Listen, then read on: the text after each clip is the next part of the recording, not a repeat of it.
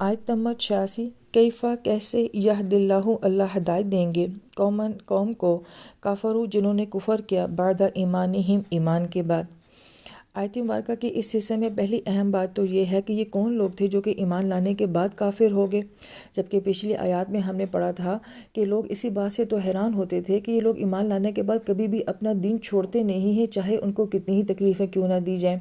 تو یہاں پہ دراصل میں ان لوگوں کی بات ہو رہی ہے کہ جن کو معلوم تھا کہ نبی علیہ السلام سچے نبی ہیں اور قرآن سچی کتاب ہے، مگر اس کے باوجود بھی کیونکہ جان تو انہوں نے لیا لیکن صرف اظہار نہیں کر رہے تھے، اقرار نہیں کر رہے تھے، تو گویا کہ انہوں نے جاننے کے بعد، ماننے کے بعد، لیکن لوگوں کے سامنے انہوں نے کفر اختیار کیا۔ پھر ایک اہم بات یہ ہے کہ یہاں پہ یہدی کا جو ذکر آیا ہے یہ فعل کے ساتھ آیا ہے۔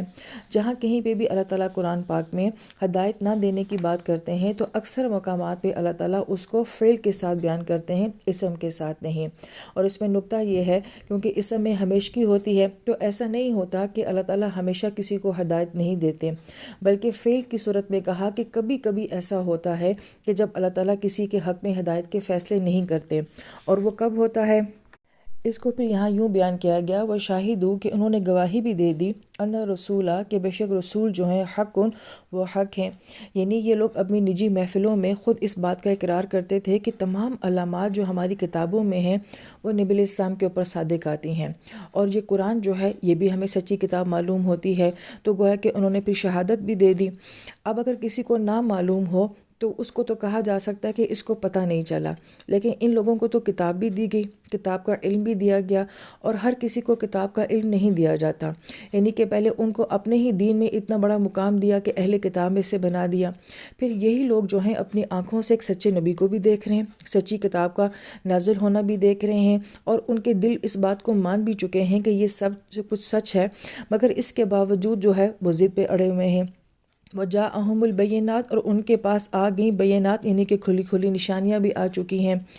تو پھر یہاں پہ کہا کہ جب ایک انسان اتنا جاننے کے بعد اس کے باوجود بھی وہ نہیں مانتا ہے تو فرمایا کہ واللہ اللہ تعالیٰ لا یہدی نہیں ہدایت دیتے القوم الظالمین ایسی ظالم قوم کو۔ اب یہاں پہ ظالمین جو ہے الف لام کے ساتھ معرفہ کے ساتھ آیا ہے، اس سے ترجمے میں اور آیت کے سمجھنے میں بہت فرق پڑ جاتا ہے کہ یہ کوئی عام ظالم نہیں ہوتا کہ جس نے زندگی میں کبھی کوئی ایک دو دفعہ کوئی جرم کوئی غلطی کی ہو اور اللہ تعالیٰ نے فیصلہ کر دیا ہو کہ میں نے اس کو کبھی ہدایت نہیں دینی ہے۔